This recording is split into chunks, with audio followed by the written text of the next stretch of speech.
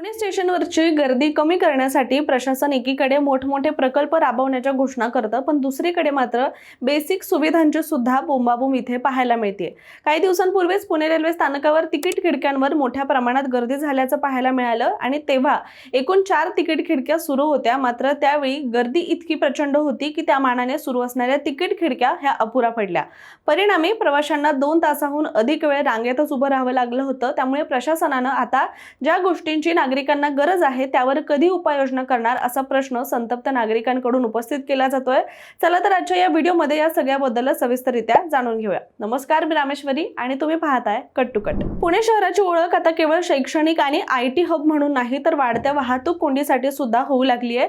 शहरात दररोज लाखो वाहनांची वर्दळ असते, त्यामुळे वेळ वाचवण्यासाठी आणि ट्रॅफिक पासून बचाव करण्यासाठी अनेक नागरिक हे रेल्वे प्रवासाला प्राधान्य देतात। मात्र रेल्वेने प्रवास करणाऱ्यांना सुद्धा आता मोठ्या गैरसोयींचा सामना हा करावा लागत असल्याचं पाहायला मिळतंय।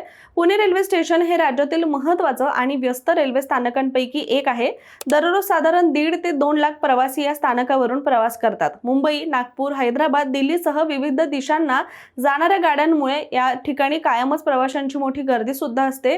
सकाळ संध्याकाळच्या गर्दीच्या वेळेमध्ये तर स्थानक परिसरामध्ये पाय ठेवायला सुद्धा जागा उरत नाही। मात्र अशातच 18 तारखेला दुपारच्या सुमारास स्थानकावर तिकीट काढण्यासाठी मोठा गोंधळ उडाल्याची सुद्धा घटना समोर आली। पुणे स्थानकावर एकूण 7 तिकीट खिडक्या उपलब्ध आहेत, मात्र त्यापैकी 3 खिडक्या स्थानकाच्या आतल्या भागात आहेत, 3 मुख्य प्रवेशद्वारा शेजारी आणि 1 तडीवाला रोडच्या बाजूला आहे। याशिवाय 20 ऑटोमॅटिक तिकीट वेडिंग मशीन सुद्धा म्हणजेच ATVM मशीन सुद्धा तिथे उपलब्ध आहेत। मात्र त्या दिवशी दुपारी काही ATVM मशीन ज्या आहेत त्या बंद होत्या। तसेच 7 पैकी फक्त 4च तिकीट खिडक्या या सुरू होत्या। परिणामी प्रवाशांच्या मोठा रांगा इथे लागल्याचं पाहायला मिळालं। अनेकांना तिकीट मिळवण्यासाठी अर्धा 1 तास इथे उभं राहावं लागलं होतं आणि त्यामध्ये काही गाड्यांच्या सुटण्याची वेळ सुद्धा जवळ आल्यामुळे प्रवाशांमध्ये घाईगडबड सुरू झाली। अनेक प्रवासी हे रांगेमध्ये घुसण्याच्या प्रकारामुळे वाद सुद्धा इथे निर्माण झाले। परिणामी लांबच लांब रांगा लागल्याने ज्येष्ठ नागरिक, महिला आणि लहान मुलांसह प्रवास करणाऱ्यांना सुद्धा विशेष त्रास इथे सहन करावा लागलाय। काही प्रवाशांनी प्रशासनाकडे अतिरिक्त खिडक्या सुरू करण्याची सुद्धा मागणी केली होती, मात्र तातडीने कोणतीही उपाययोजना झाल्याचं इथे पाहायला मिळालं नाही। इतकंच नाही तर गर्दी नियंत्रणासाठी पुरेशा कर्मचाऱ्यांची सुद्धा नियुक्ती नसल्याने परिस्थिती अधिकच बिघडल्याचं प्रवाशांकडून बोललं गेलंय। म्हणजे एकीकडे प्रवाशांना मूलभूत सुविधांपासून वंचित राहावं लागलंय, अनेक गैरसोयींचा सामना करावा लागतोय, तर दुसरीकडे मात्र प्रशासनाकडून मोठमोठ्या घोषणा केल्या जात आहेत ज्या प्रत्यक्षात मात्र कुठेच दिसत नाहीये। आता हेच बघा, काही दिवसांपूर्वी पुणे स्टेशन परिसरामध्ये सुमारे 7000 चौरस मीटर क्षेत्रफळाचं भव्य प्रवासी थांबा अर्थात पॅसेंजर होल्डिंग एरिया उभारण्याची घोषणा करण्यात आली होती आणि या ठिकाणी सुमारे 5000 प्रवासी एका वेळी थांबू शकतील असं देखील सांगण्यात आलं। त्याचबरोबर अतिरिक्त प्लॅटफॉर्म, टर्मिनल सुविधा वाढवणं आणि प्रवासी सेवा सुधारण्याचं सुद्धा आश्वासन देण्यात आलं होतं। मात्र आत्ताची परिस्थिती पाहता या घोषणाबाजी करण्यापेक्षा किंवा ज्या प्रकल्पांना 5 वर्ष लागणार आहेत त्याबद्दल बोलण्यापेक्षा आत्ता आवश्यक गरजांवर काम करावं असं देखील संतापलेल्या प्रवाशांकडून बोललं जात आहे। वाढत्या प्रवासी संख्येनुसार सुविधा वाढवणं आवश्यक असताना प्रत्यक्षात अनेक वेळा तिकीट खिडक्या बंद ठेवण्यात येतात आणि असा आरोप सुद्धा प्रवाशांकडून आता केला जातोय। आता ही झाली इतर दिवसांची परिस्थिती किंवा रोजची परिस्थिती, मात्र सणासुदीच्या काळात सुद्धा यापेक्षा आणखीनच गंभीर चित्र इथे पाहायला मिळतंय। बरं, पुणे रेल्वे स्थानकावर दररोज साधारण 1.5 ते 2 लाख प्रवासी प्रवास करतात असं अधिकृत आकडेवारीमध्ये सुद्धा म्हटलं गेलंय। मात्र मागील 5 वर्षांकडे पाहिलं तर प्रवासी संख्येमध्ये लक्षणीय वाढ झाल्याचं इथे स्पष्ट दिसून येतंय।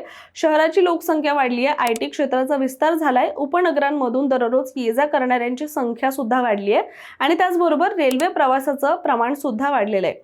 अंदाजे 20 ते 30% प्रवासी संख्या वाढल्याचं बोललं जातंय। मात्र या वाढत्या प्रवासी संख्येच्या तुलनेमध्ये सुविधा किती वाढल्या हा खरा प्रश्न आहे।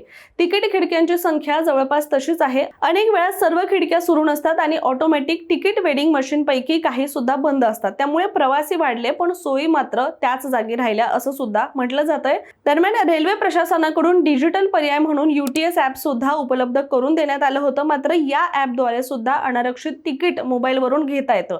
शहरातील तरुण आणि नियमित प्रवास करणारे काही प्रवासी या पर्यायाचा किंवा या ॲपचा वापर सुद्धा करतात, मात्र अजून सुद्धा मोठ्या प्रमाणावर जे प्रवासी आहेत ते पारंपरिक तिकीट खिडक्यांवर अवलंबून असल्याचं सुद्धा वास्तव आहे। कारण मोठ्या प्रमाणात ग्रामीण भागातून आलेले प्रवासी, ज्येष्ठ नागरिक किंवा स्मार्टफोन किंवा डिजिटल पेमेंटशी परिचित नसलेले लोक याच्याशी मोबाईल ॲप वापरणं हे त्यांना सहज सोपं होत नाही किंवा सहज शक्य होत नाही. इंटरनेट कनेक्टिव्हिटी, पेमेंट अडचणी, ॲप वापरण्याची सवय नसणे अशा अनेक कारणांमुळे डिजिटल पर्याय हा सर्वांसाठीच उपयुक्त आहे असं सुद्धा नाहीये. एकीकडे देशात डिजिटल व्यवहारांना प्रोत्साहन दिलं जाते, डिजिटल इंडियाची संकल्पना पुढे नेली जाते, मात्र प्रत्यक्ष स्थानकावर उभा असलेल्या रांगा वेगळंच वास्तव दाखवतं. म्हणजेच ॲप असलं तरी सुद्धा सर्वांसाठी ते उपयोगाचं नाहीये आणि खिडक्या बंद असतील तर पर्याय उरत नाही. त्यामुळे डिजिटल सुविधा आणि प्रत्यक्ष जी वास्तव आहे त्या व्यवस्थेमधला यामधील ही जी तफावत आहे ती प्रकर्षाने जाणवते आणि म्हणूनच पुणे शहर स्मार्ट सिटी म्हणून विकसित होत असताना दैनंदिन प्रवास करणाऱ्या नागरिकांच्या मूलभूत सोयींकडे मात्र तितकंच लक्ष देणं सुद्धा आवश्यक आहे. अन्यथा वाहतूक कोंडी टाळण्यासाठी रेल्वेचा पर्याय निवडणाऱ्या प्रवाशांसाठीही प्रवास हा त्रासदायक ठरण्याची शक्यता आहे. त्यामुळे प्रशासनानं तातडीने या समस्येकडे गांभीर्याने लक्ष देऊन ठोस उपाययोजना कराव्यात अशी अपेक्षा सुद्धा वारंवार व्यक्त केली जाते. म्हणूनच आता मागील अनेक दिवसांपासून चर्चेत असणाऱ्या या समस्येवर प्रशासनाकडून कोणती पावलं उचलली जातील का हे पाहणं सुद्धा आता महत्त्वाचं ठरणार आहे. तुर्तास आपण इथेच थांबूया.